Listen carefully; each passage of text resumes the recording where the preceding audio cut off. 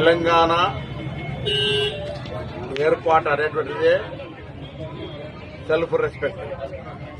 తెలంగాణ పోరాటమే ఆత్మ గౌరవం.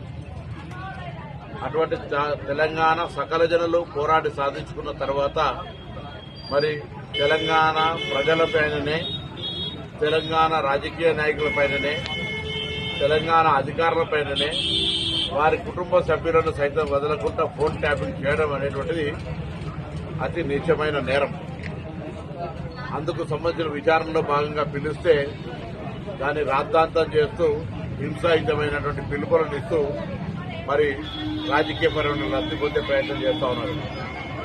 విచారణ జరిగితే అంత బాధపడితే మీరు కొందరి జీవితాల్లో అది రాజకీయంగా, ఆర్థికంగా, వ్యాపారకంగా, ఉద్యోగపరంగా, కుటుంబాల పరంగా వాళ్ళ సొంత ఏ రక్షణ స్వీకరించేది ఉంటుందో వాటిలోకి దొంగి చూసి మీరు ఆ డాటాను, ఆ సమాచారాన్ని దొంగిలించినటువంటి వ్యక్తులు వాటి తప్పకుండా చట్టం తరపంతం చేసుకోబోతుంది.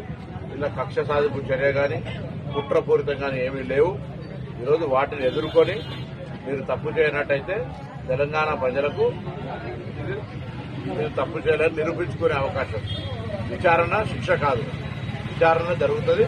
విచారణ జరిగినప్పుడు మీరు నిర్దిష్టతోనే నిరూపించుకోవాలని కోరుతాను తప్ప డైవర్షన్ పార్టీ చేసి అదేదో కక్ష సాధింపు ధోరణిగా ప్రచారం చేయడం మానుకోవాలని కోరుతున్నాను.